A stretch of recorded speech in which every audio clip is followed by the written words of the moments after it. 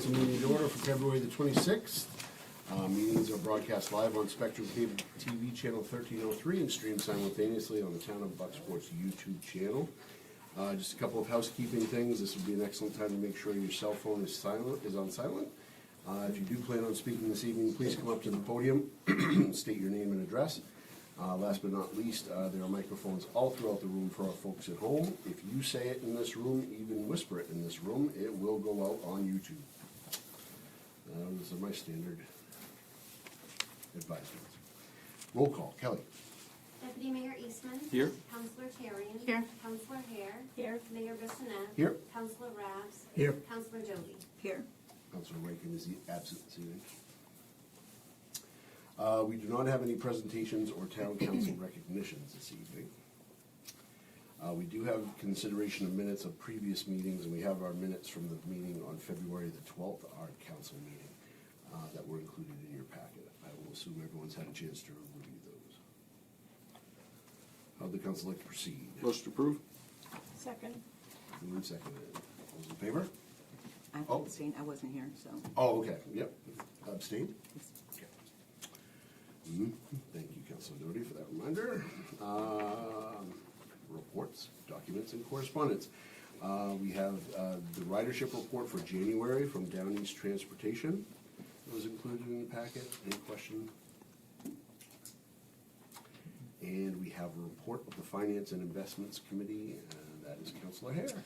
Yeah, so the Finance and Investments Committee met this evening at 5:30. We heard from our auditor, and we discussed a discipline path forward. We also discussed, moved to council recommendations for 3 resolves that we'll be discussing later in this meeting. Any questions for Councilor Hare? Thank you. Discussion items for the Town of Orland Ambulance Services Counter Proposal. Jacob. Yes, Mr. Mayor, thank you. I sent, or included in your packet is a counter proposal that was sent to us from the Town of Orland regarding the ambulance services agreement. Just to summarize, essentially, kind of their counter proposal is a slight difference in how the cost is calculated as opposed to a per capita fee. It would be by a rolling average based on the share of runs.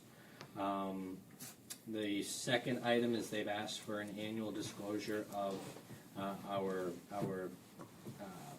EMS method, our costs, how we come up with our costs.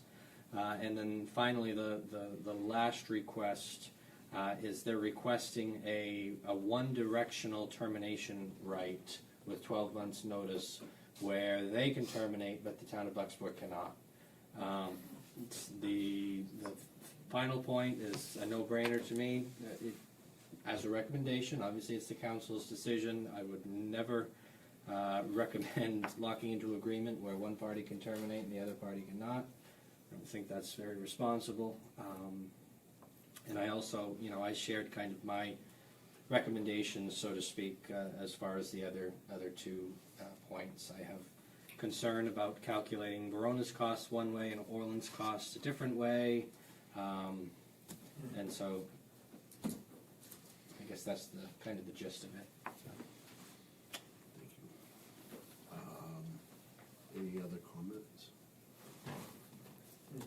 Well, I would think we need to give a proposal back, no? Yeah, the portion 3, I'll say it, and I won't duplicate your words. It's a hard no for me. The one-way right of termination. I don't know how a citizen of Bucksport could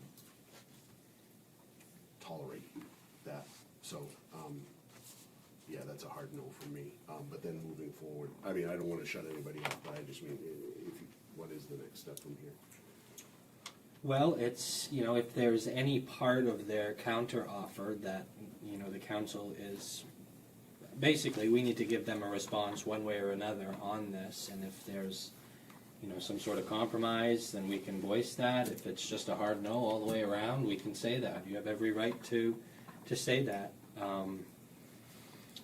As far as the As far as calculating the cost is concerned, I would just remind and just say it out loud for everybody that there are a number of expenses that weren't included in our original proposal to them, and that was done in a way to try and stagger that cost in. We acknowledge that it was a significant increase over the previous year, and this was structured in such a way that the per capita fee was known by us. We knew exactly what it was going to be.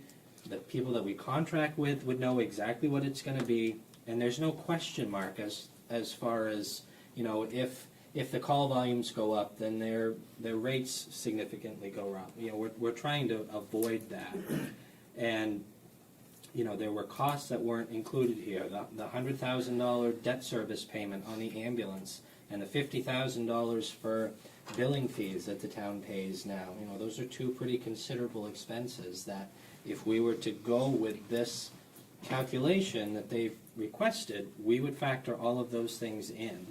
And next year's contract amount could very well come in higher than what it would have if they had just gone with this 3-year proposal. So, again, we need to respond. And again, if there's any part of this that you're interested in, we can do that. Otherwise, you also have the right just to say no. I mean, with the Verona side of it, what's your worry? I mean, you'd just rather be consistent. I think that's fair. Right. But we can calculate it one way for one and a different. But if we're going to calculate it to Orland a different way, it would be on the total expense, not. Oh, we would factor in every cost. So we could go back and say, we'll stick to our original offer, or we'll go to the overall expense. I have a question. Okay. What I'm hearing, Can you come on up? don't move so quickly. Okay, let's, I can move, all right. but. that's all right, no. Just speak up. Just your name and address, sir. My name is Jack Corrigan. I pay taxes, and I'm here for the first time in the audience. I'm sitting on your tax assessment review board, and I have a long, maybe too long, set of experiences dealing in federal government things. One of them is the Medicare program. My background has auditors reporting to me, and I audited hospitals from Memphis all the way up to here, well, not to Maine, Brattleboro, well, in New England, let's put it that way. Rhode Island's my home base. I spent 30 some odd years there, came here as a Boy Scout, and here I am. The story is that the person providing the services gets to declare the cost of the services, not the party that's trying to buy them. So if they don't want to buy them, and you guys are presenting a reasonable set of information saying these are our costs, and they don't want to pay the cost, then the town is now financing them. And we're already listening to this auditor saying, wait a minute, you've got to cut back on X, Y, and Z. I don't know what they are, but they don't understand our issues, and apparently they don't want to understand. They want you to sell it to them for less than what Deming can sell to his guys. So, and being friendly is nice, but not when it's costing you money. So, if they wanna come and subsidize my tax bill, I'm on the phone. But it doesn't sound like they're understanding the business that they're in. They wouldn't sell you what they're trying to buy from you at the way that you present it to them. That's my point. Please. I tend to agree with the gentleman, and I feel like we came up with a fairly fair, and we even undersold ourselves in that fair proposal. So I'm not in support of the proposal on the table from Orland, and I appreciate your input, sir. Yeah, I'd just like to say that we had an internal memo from the town manager. I support every one of the paragraphs that he wrote in there. I would go back and say no for what we're just discussing here. We've made them an offer that is below the break-even point. It does not include, but they're not doing any of the billing. They don't have to take on a half person or a full person in order to accomplish that billing. I do not favor putting in place a program that is different from Verona Island. They should be the same.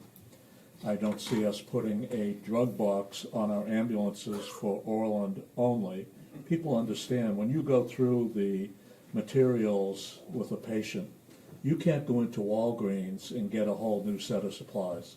You go over to the hospital, all the municipalities go through the hospital, restock their drug boxes, put it back on. Everybody's paying the same price. It's that type of thing. And more important to me, that a lot of, I was not, it's a bit vindictive, but a few weeks ago, their official newsletter came out, and the tone of that was not very conducive. I'll leave it at that, but what was noticeably missing to the taxpayers and to our own people is the contract that we have in place. The last time that changed was March of 2002. 24 years ago was when that was changed. And now they're up here with arguing or discussing a $2,700 difference. Right. After all the money the town has lost over 24 years. And yeah, that's kind of where my head is at this point. So the counter proposal, I'm a no. I'm just wondering, could we give them a counter proposal that does have those new numbers of the things that weren't included before? I think that's the question. I think is we either say, take what we've offered you or leave it, or give them what they want, but. Or we say, take it the 2 years that we offered it, and then we're gonna adjust to full cost in 2 years. You know, take all the peripheral expenses and add it into the per capita in 2 years to give them time to catch up with their budget. But I agree, we shouldn't have to subsidize another community's emergency services. What additional guidance? Is it, I mean, I feel like, Oh, please. Director If I Gates? may, just as the director of that service, I'm gonna recommend that we keep it fair and we keep it the same in doing the billing for everybody. I'm not gonna recommend for 1 second that we bill one way for one community and one way for another. And I think it's up to the council and the town of Bucksport to say what that is. I agree. I mean, I can certainly Please. appreciate that this presents a budgetary challenge for Orland, but it also, Does for us too. we have especially on the heels of the audit, we have a responsibility to make sure that we're at least trying to get close to covering the cost of this service to the residents for Bucksport as well. And I think keeping in mind that this still is lower than Right. The actual cost. So I think anything more than that would not serve the citizens of Bucksport, but also recognizing they're our neighbors and we have great close relationships, public safety and ambulance service with the town of Orland. And but this is a hard reality, and I think we can't balance other towns' budgets on our backs.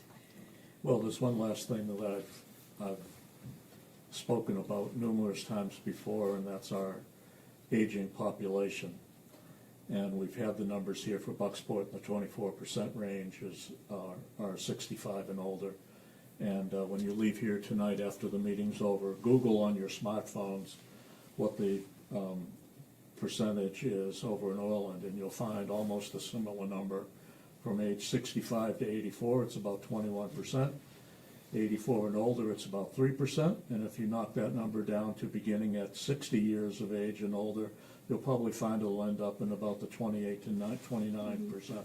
So the point of all these numbers is they have an aging population, we have an aging population, and the demand for services, is it going to stay low as it has been on their last 10-year review? It has a tendency to be creeping up, just like everybody Do we else. have a sense of these types of agreements? Are they typically more commonly per capita? Yes.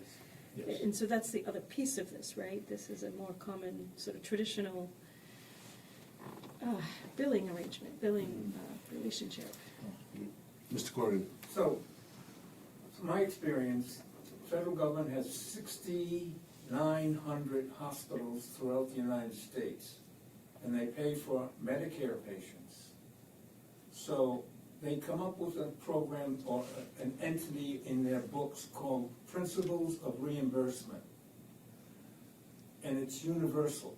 So if you're in East Cupcake, Milwaukee, or wherever the hell you are, it's the same principles. So it doesn't make any difference whether it's all in or, because you can't run a program on multiple levels of varying wishes, if you will. Right. If you're paying money, it's gotta be solid and it's gotta be fair to both parties. So if the town chooses to engage other municipalities when there's cost involved, then a principle is we can't let you cause our taxpayers to subsidize your taxpayers. Right. That's one principle anyhow. That's it. Exactly. Yep. Do you need any further direction from us? I think what I am gathering is thanks, but no thanks. Well put. Thank you, everyone, for that. Discussion. We do not have any public hearings this evening, nor do we have any new ordinances to consider. We do have 4 agenda items, however. The first is Resolve 2026-101, which is providing for the Tanker 2 chassis pump replacement project, which was authorized by Resolve 2022.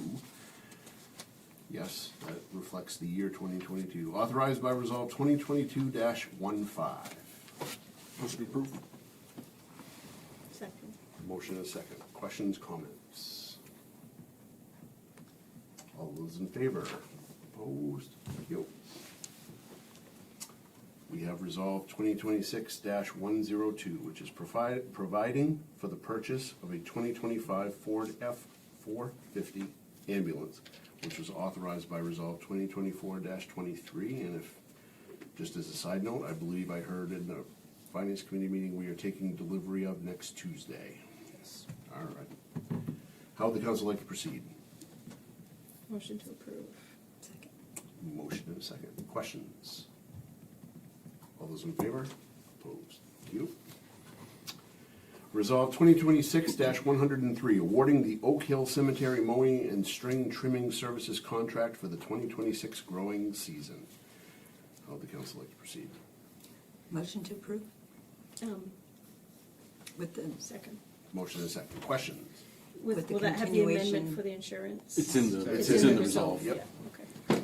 And just so speaking for the cemetery committee for a minute, we appreciate the work that was done last year, but the policy is always to go with the lowest bid, and that's what we have before us. Agreed. Anything else? All those in favor? Opposed? Thank you. Resolve 2026-104, granting a festival public entertainment license to Bucksport Bay Business Coalition LLC for the Bucksport Vendor Bender. Anything you would add on that? I don't think so. I think that that's been reviewed and signed off on by staff. There were some conditional approvals on there, I believe, on the fire side, just to make sure that staffing would be sufficient moving forward, and I can't remember what it was on the police side. Same thing there. Luke, I think it was all set on your end as well, so. So that we're clear, if you're not aware, Bucksport Bay Business Coalition LLC is run by Councilor Doty. That obviously presents a conflict of interest. The person that gets to decide that conflict of interest is me, by the charter. That does not mean that Councilor Doty cannot do this.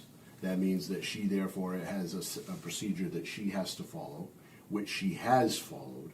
And the last thing that is for her to follow, if necessary this evening, is to recuse herself from any further discussion. So if there's anything if the council has any questions for her, I am gonna ask Councilor Doty to step down off the desk here and speak at the podium representing the Business Bay, Business Coalition.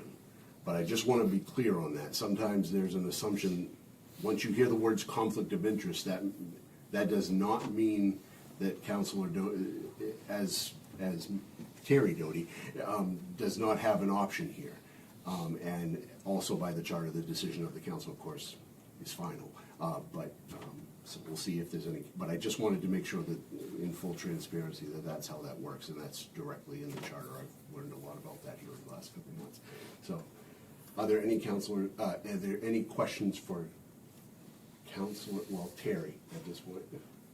Yes, Okay. okay. Councilor This started, Please hold. Okay. Terry, if you wouldn't mind stepping to the podium. Councilor Rabs. hi. Hi. This started last year. My concern is what we just heard during some of the financial aspects of things tonight, how we have to make some serious financial decisions.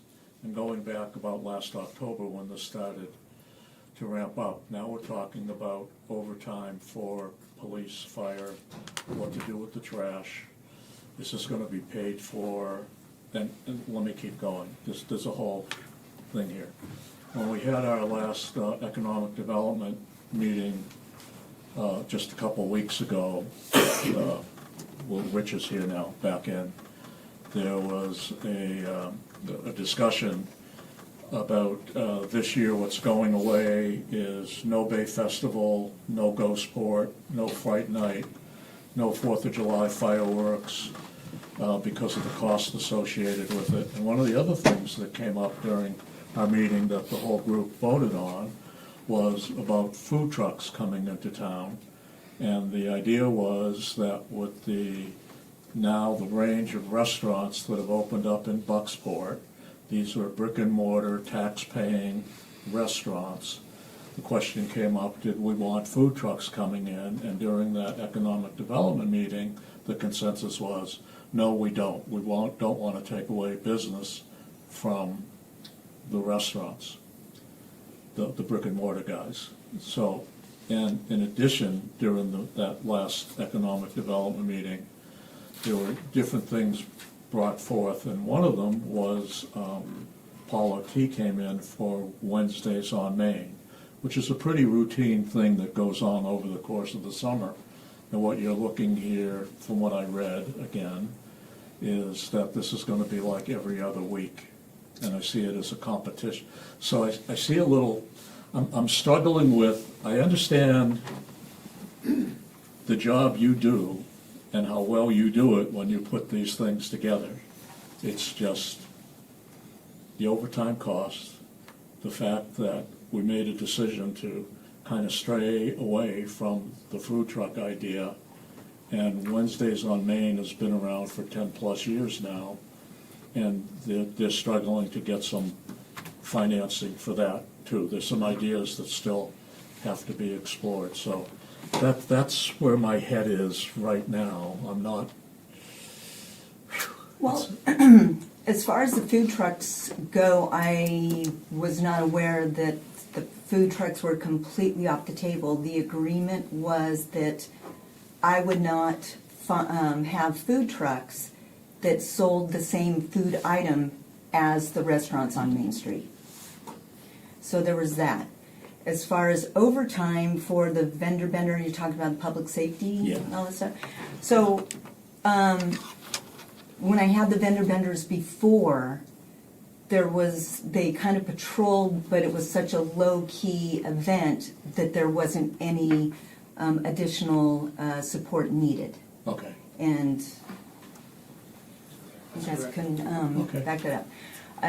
As far as the bathrooms and trash, and this was, I believe, discussed in economic development, that for every vendor that I have, 50% of that fee goes back to the town.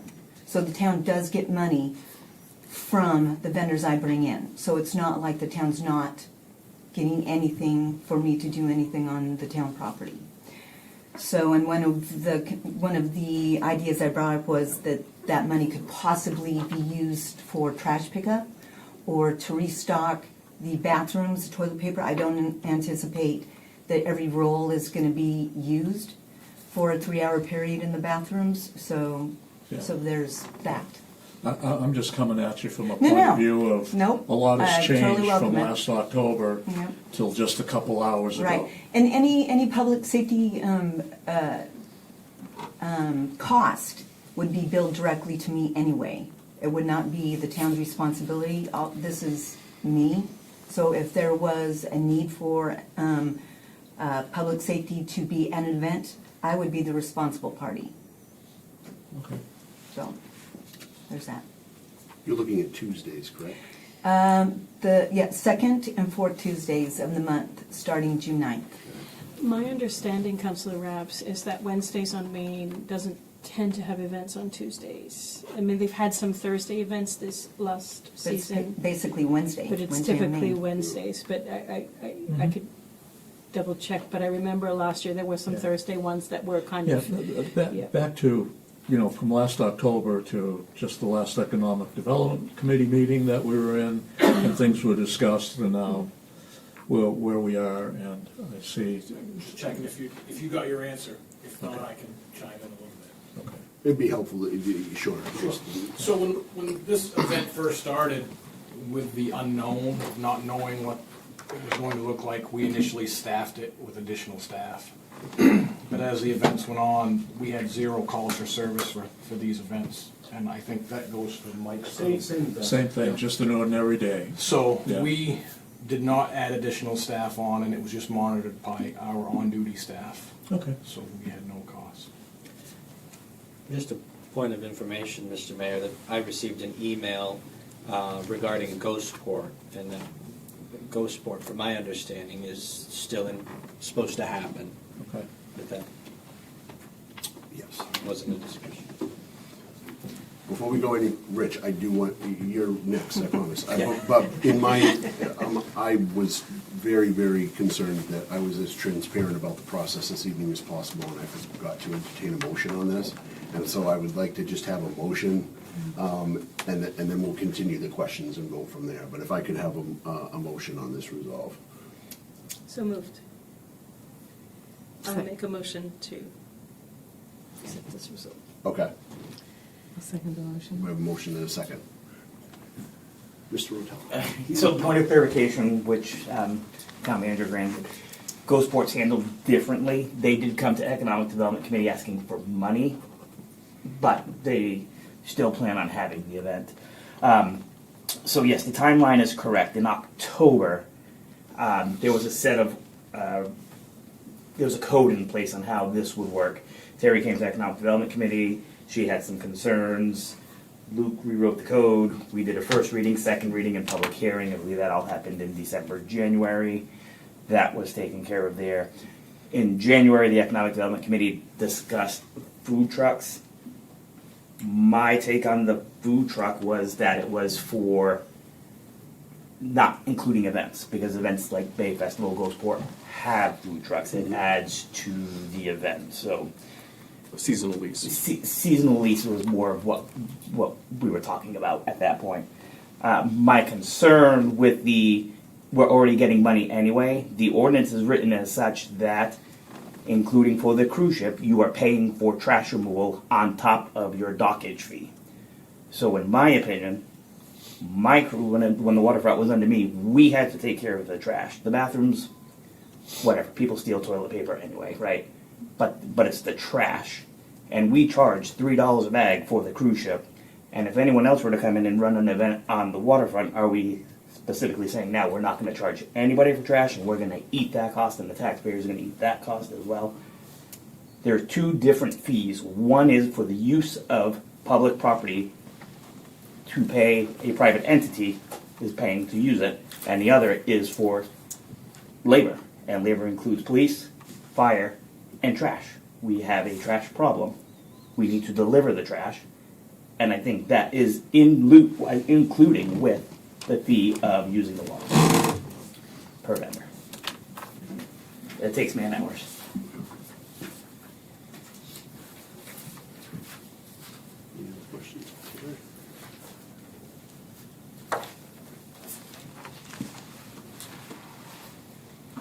I guess in general, I don't know if it's a question specifically for Terry, but, so the concern being, is this costing the town, this or any other events, are they costing the town money? And so, and if so, like with the trash, how do we account for it? In the application, there's a proposal to give 50% of vendor fees to the town for trash removal. So does that solve the problem? The 50% is by ordinance, that's by policy, I believe, and Luke, It is. you can correct me if I'm wrong there, I'm not sure that the intent behind the ordinance is for that money to go towards trash. It is not. If you look at my comment on the application under, because I did a conditional approval, and I had talked with Terry about this on the phone, but rather than do a whole new application, I just put a note on there saying the money that's collected is not, it's not in lieu of the requirements of removing the trash yourself, or you can pay us to do it, but I think when you did them in the past, you and Billy just took it, or a lot of the vendors had their own trash cans. Right, they took it with them. Yeah, so it really wasn't a problem, but if it became a problem, we'd work it out. But the money is not meant for that. The money was meant solely as It was kind of a suggestion when it came about. yeah, when it was talked it was about. meant as to make things even, because the brick and mortar stores are paying property tax, and there was concern that for-profit business was using town land, and so this was to offset that. And then what we changed in October was the fee, because the minimum fee for like a food truck was $100, and that was too much, where it's only 3 hours, so we did it where you could do a half day, so it's $50.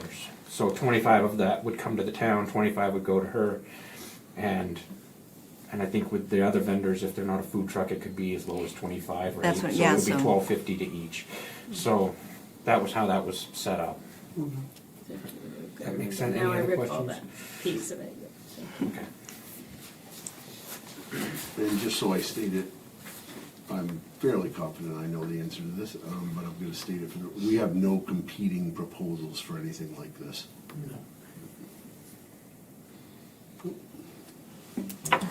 Any other questions?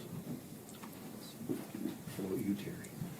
What's that? Any other, anything No. else you wanna No. add? I don't have it. Public? Mr. Corrigan?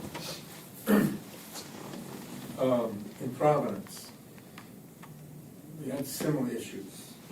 I left it a long time ago, but whenever the issue had money involved, or tax money, the city councilors demanded a cost-benefit ratio. And in order to avoid, being snookered in a way. Sure. And it worked. So if someone can't say, well, this is what happens for the town in terms of more people buying stuff at wherever we sell stuff here in town, or buy meals, or whatever we are selling, that's a benefit, but you can convert that by formula into a cost-benefit relationship, and if it's not uneven, hopefully it's on a plus, because no one said that this municipality should lose money at every turn. Yeah. Particularly when you hear the 30-year auditor say, you're in deep doo-doo, cost-benefit ratios could go on for, beyond the 2 years. But right now, any penny that goes on the wrong side of the balance sheet, you're in trouble. That's what he's saying. Yep, agreed. A little bit, let me state it and make sure that I'm not misunderstanding anything. Right now, we're not seeing any cost involved in this at all Correct. to the town. Correct. And that, if it goes the way it should, there would be some revenue. Correct. And there's a social benefit to citizens too, in our time. Anything else? Or residents, I should say. We do have a motion in a second. All those in favor? Opposed? Abstained?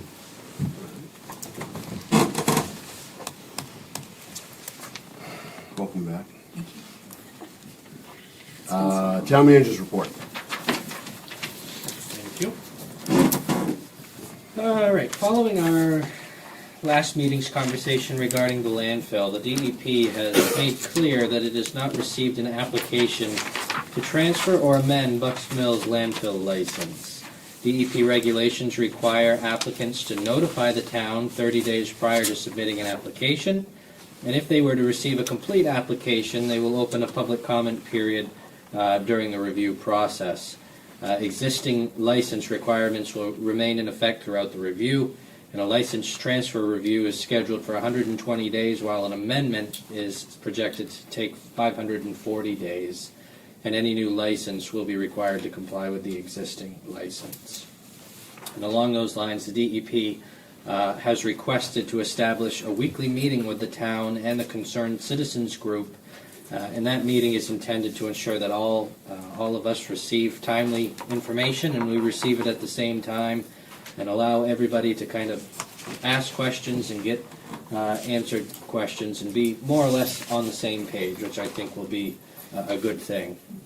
I would like to correct the Bangor Daily News' recent headline of Bucksport will pay a former motel owner $15,000 in a legal settlement. And I just want to reaffirm that the town is not paying $15,000 to the former owner of the spring fountain, nor was the town involved in that negotiation, nor was the town involved in the approval of that agreement. That settlement was negotiated, agreed upon, and will be paid by the town's insurance provider. We were only informed of that agreement after it was finalized, so I just wanted to set the record straight there.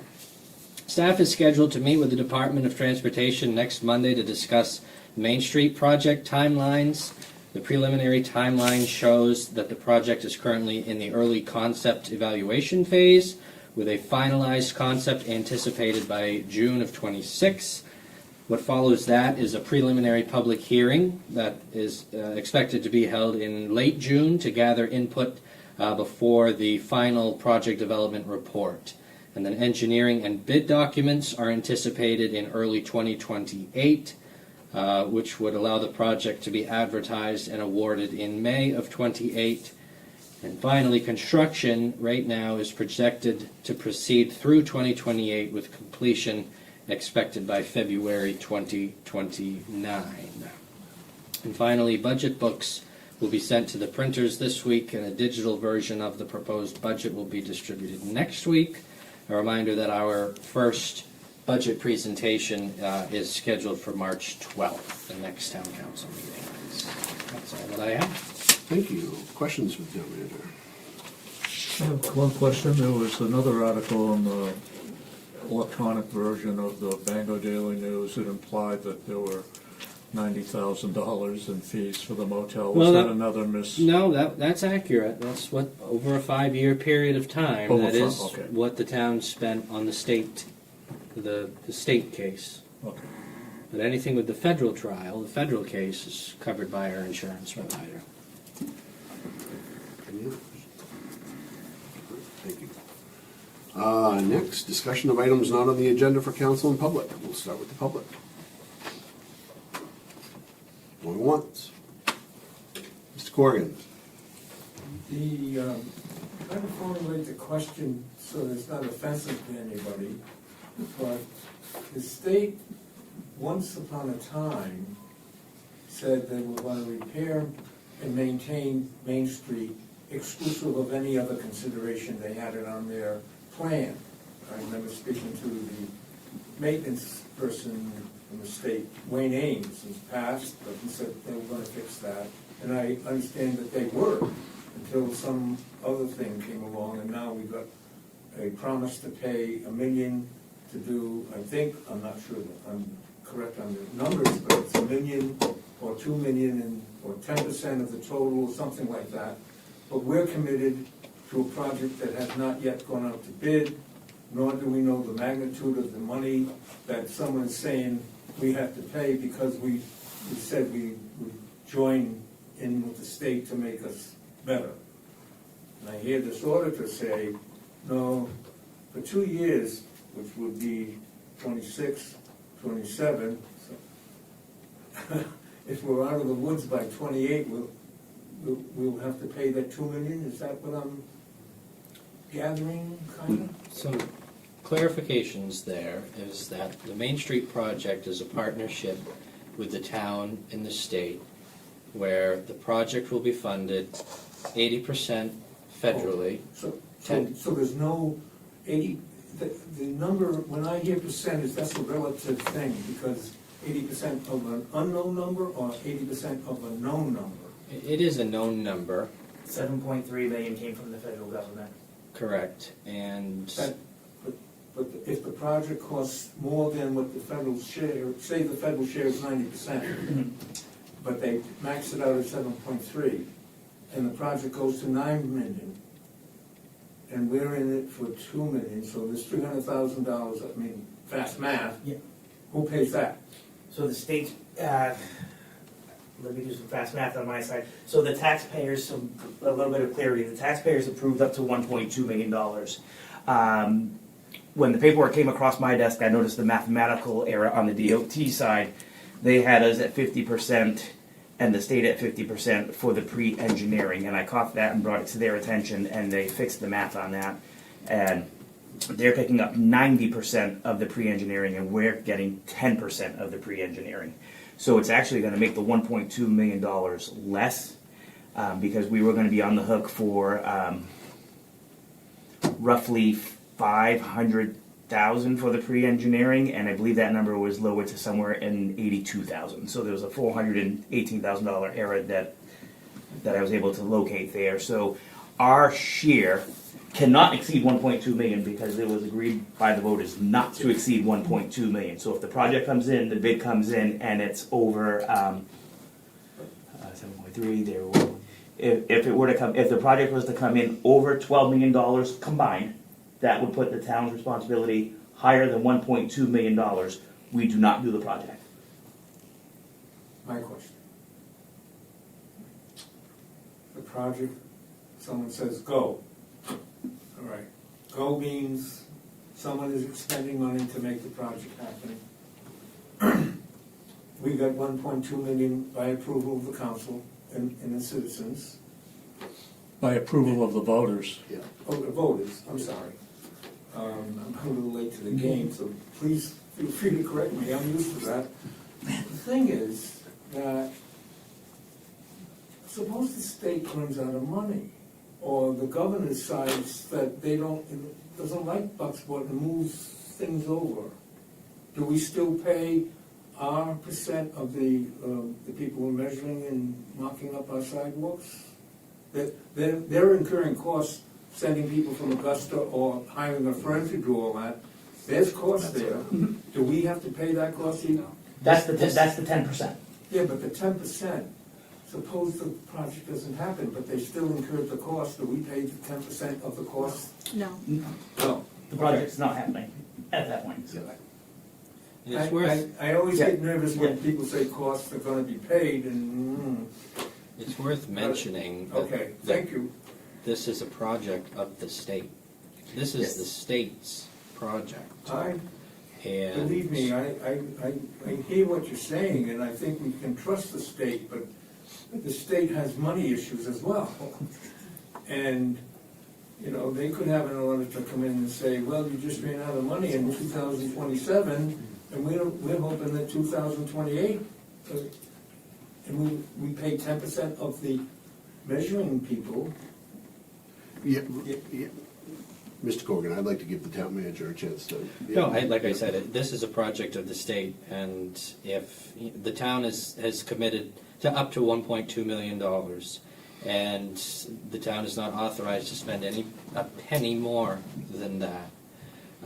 And, you know, if there were any potential costs in addition to that, even though our economic development director feels as though our match is gonna come in actually lower than that 1.2 million, then that falls on the state. I'm happy our guys from Rhode Island Quantum has their own game. But, using the example of the cemetery, 7,000 or something, 7,500, so it's been approved. Now, suppose the person's, I hope they do it, for sure, but suppose the municipal accounting system says you approved it, it's waiting, do you pay it as it's happening, or do you pay it out front first? We pay it on a monthly basis. Okay, monthly, all right. Same thing with the state thing? They did all their work and we haven't paid them a dime. I can't handle that. That's where we, So they haven't billed you yet? Nope. Okay, No, sir. so we got a truncated set of information saying 1.2 million is our obligation for the, got it. Thank you. Absolutely. Nope. Anyone else? How about the members of the council? I'm looking at everybody just to make sure.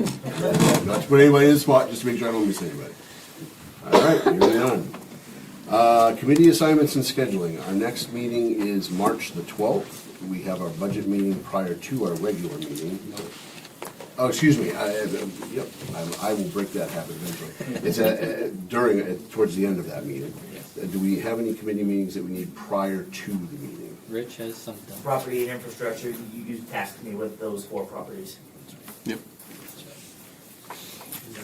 How much time do you need, Rich? What do you need? Finance for discussing fees. Probably 6 for one and 6:30 for the other. Is that enough? 6:30, yep, okay. So we'll do property at 6 PM and finance at 6:30 Okay. on the 12th.